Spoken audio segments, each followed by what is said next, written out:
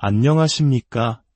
생명의 근원에 대한 깊은 탐구를 함께 떠나는 시간입니다. 오늘 우리는 과학과 존재의 가장 근본적인 질문이 만나는 지점으로 여러분을 안내하고자 합니다. 바로 우리 몸속 수십억 개의 세포 안에 새겨진 신비로운 메시지, DNA에 관한 이야기입니다. 이 놀라운 생명의 설계도는 과연 어디에서 왔을까요? 주류 언론이나 교과서에서는 종종 지적 설계 이론을 과학적 근거가 없는 그저 종교적 믿음에 기반한 주장이라고 일축하곤 합니다. 하지만 이는 이론의 증거와 그 이론이 함축하는 의미를 혼동하는 데서 비롯된 오해입니다. 지적 설계 이론이 유신론적 믿음과 맞닿아 있는 것은 사실일 수 있습니다. 그러나 이 이론의 근거는 신앙이 아닌 21세기 과학이 밝혀낸 놀라운 발견들에 있습니다. 세포 속에서 발견된 디지털 코드, 정교하게 움직이는 초소형 기계들, 그리고 생명이 존재할 수 있도록 미세하게 조정된 물리와 화학의 법칙들. 이것들이 바로 우리가 마주한 증거입니다. 본격적인 이야기에 앞서 만약 이 지식의 여정이 여러분의 마음에 울림을 준다면 이 놀라움을 주변의 소중한 분들과 함께 나눠주시길 바랍니다. 지혜의 빛을 나누는 것은 우리 모두에게 주어진 축복의 통로가 될 수 있습니다. 이 시간을 통해 여러분의 삶에 하나님의 평안과 지혜가 가득하기를 기도합니다. 자, 이제 생명의 가장 깊은 비밀을 향한 문을 열어보겠습니다. 이야기는 한 위대한 과학자, 찰스 다윈으로부터 시작해야 합니다. 19세기, 다윈은 자연 선택이라는 혁신적인 개념을 통해 생물학의 패러다임을 바꿨습니다. 그의 이론은 생명체가 어떻게 환경에 적응하는지를 명쾌하게 설명했습니다. 예를 들어, 추운 스코틀랜드 북부 지방에서 더 두꺼운 털을 가진 양을 만들고 싶다고 상상해 봅시다. 양을 치는 목동은 가장 털이 많은 암수만을 골라 교배시킬 것입니다. 여러 세대에 걸쳐 이 과정을 반복하면 결국 털이 훨씬 풍성한 양의 품종을 얻게 되겠죠. 다윈의 통찰력은 바로 이 지점에서 빛을 발합니다. 그는 인간의 의도적인 선택, 즉 인위 선택이 할 수 있는 일을 자연 역시 아무런 의도 없이 해낼 수 있다고 보았습니다. 만약 혹독한 겨울이 몇 년간 계속된다면 털이 얇은 양들은 추위를 이기지 못하고 죽게 될 것입니다.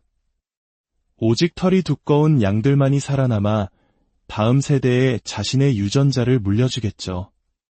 그 결과는 목동이 인위적으로 양을 개량한 것과 똑같아집니다.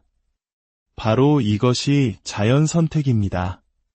다윈은 이처럼 목적이나 설계자 없이도 순전히 자연적인 과정만으로 생명체가 환경에 완벽하게 적응된 것처럼 보이는 현상을 설명해냈습니다. 많은 과학자들은 이를 다윈의 가장 위대한 업적이라고 칭송합니다. 진화생물학자 프란시스코 아얄라는 다윈 덕분에 우리는 설계자 없는 설계를 설명할 수 있게 되었다고 말했으며, 리처드 도킨스는 생물학이란 목적을 위해 설계된 것처럼 보이는 복잡한 것들을 연구하는 학문이라고 정의했습니다. 여기서 핵심 단어는 바로 처럼 보이는 입니다. 다윈주의적 관점에서 생명체의 정교한 설계는 실제가 아닌 눈을 현혹하는 신기루와 같은 것입니다. 하지만 여기서 우리는 근본적인 질문을 던져야 합니다. 다윈의 자연선택 이론이 양의 털이 두꺼워지는 것과 같은 작은 변화, 즉 적응을 설명할 수는 있다 해도 과연 생명의 역사에서 나타나는 거대하고 근본적인 변화들까지 설명할 수 있을까요? 물고기가 양서류가 되고 파충류가 조류가 되는 것과 같은 완전히 새로운 생명체의 등장을 말입니다. 더 중요한 질문이 있습니다. 다윈의 이론은 저 거대한 생명의 나무가 어떻게 가지를 쳐나갔는지를 설명하려 하지만 그 나무의 뿌리, 즉 최초의 생명은 어떻게 시작되었는지에 대해서는 침묵합니다. 오늘 우리가 탐구할 미스터리는 바로 이것입니다. 생명이 없는 단순한 화학물질에서 어떻게 최초의 살아있는 세포가 탄생할 수 있었을까요? 19세기 다윈의 시대의 과학자들은 세포를 아주 단순한 존재로 여겼습니다. 원형질이라 불리는 마치 젤리와 같은 균일한 덩어리 정도로 생각했죠. 세포가 이토록 단순하다면 그 기원을 설명하는 것 또한 그리 어렵지 않으리라 생각했습니다. 몇 가지 간단한 화학 반응만으로도 우연히 생겨날 수 있다고 믿었던 것입니다. 그러나 20세기 중반 분자 생물학 혁명이 일어나면서 모든 것이 바뀌었습니다.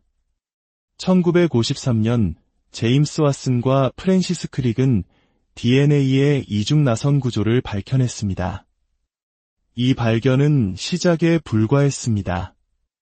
과학자들은 곧 DNA가 단순히 아름다운 구조를 가진 분자가 아님을 깨달았습니다. DNA의 중심부에는 알파벳 문자처럼 기능하는 4종류의 화학물질, 즉 염기가 길게 배열되어 있었습니다.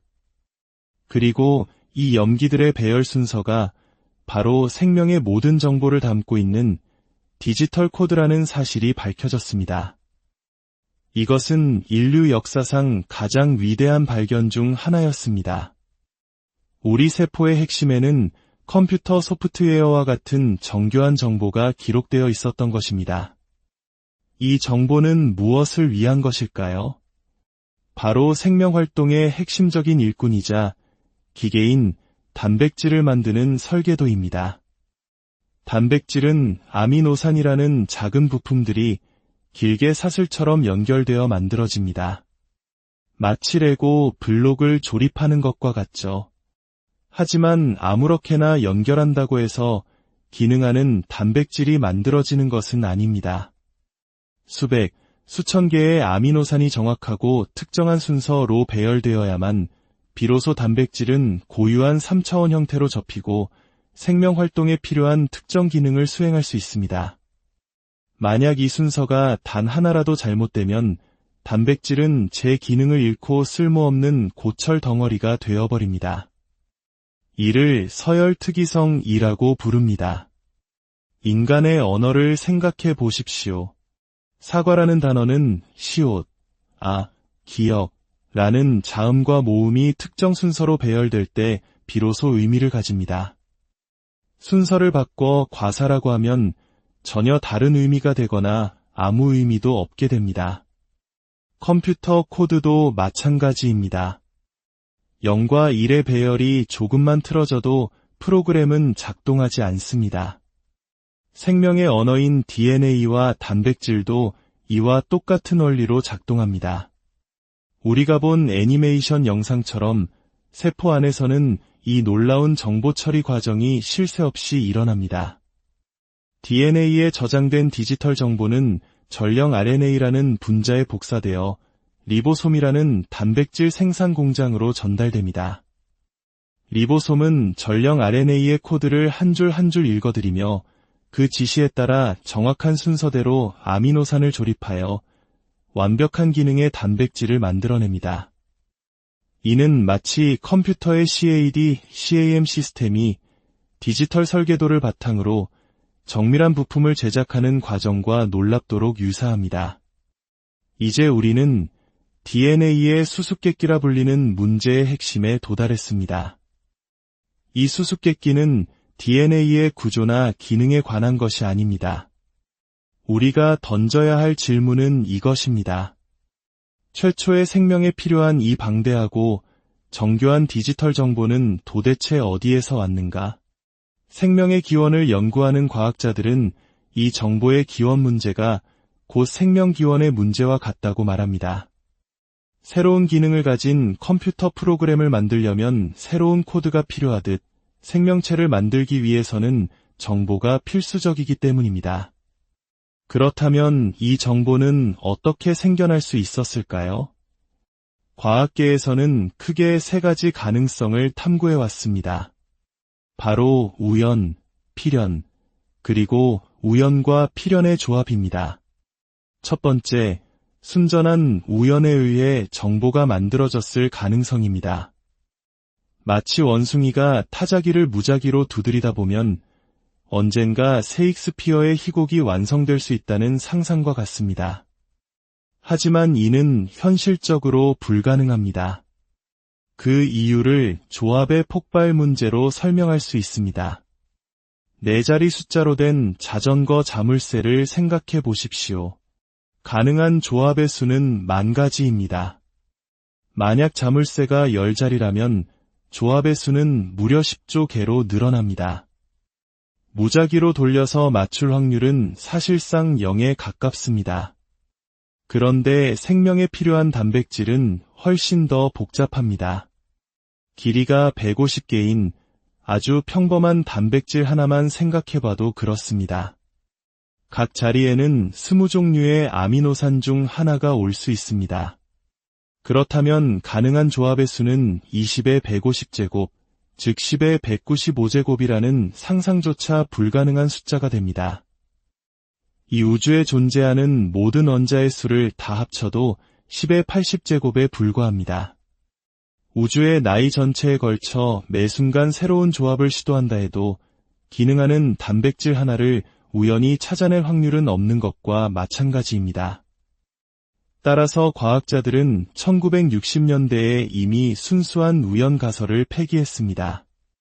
두 번째 가능성은 우연과 필연의 조합, 즉 다윈의 자연선택 메커니즘이 원시 지구 환경에서 작동했다는 가설입니다.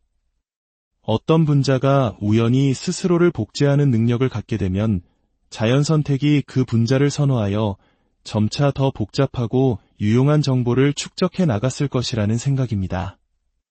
하지만 이 가설에는 치명적인 논리적 오류가 있습니다. 바로 선결문제 요구의 오류입니다. 자연선택이 작동하려면 반드시 스스로를 복제하는 시스템이 먼저 존재해야 합니다. 그런데 자기복제 시스템은 이미 DNA와 단백질 같은 엄청나게 복잡하고 정보가 풍부한 분자들을 필요로 합니다. 즉, 정보의 기원을 설명하기 위해 자연선택을 끌어왔는데 그 자연선택이 작동하려면 이미 정보가 존재해야 한다는 모순에 빠지는 것입니다. 이는 마치 구덩이에 빠진 사람이 집에 가서 사다리를 가져와야겠다고 말하는 것과 같습니다. 구덩이에서 나가야 사다리를 가져올 수 있는데 말이죠.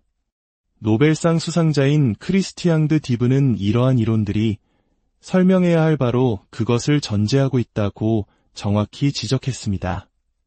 세 번째 가능성은 필연, 즉 화학 법칙 자체에 의해 정보가 저절로 생겨났다는 자기조직화 가설입니다.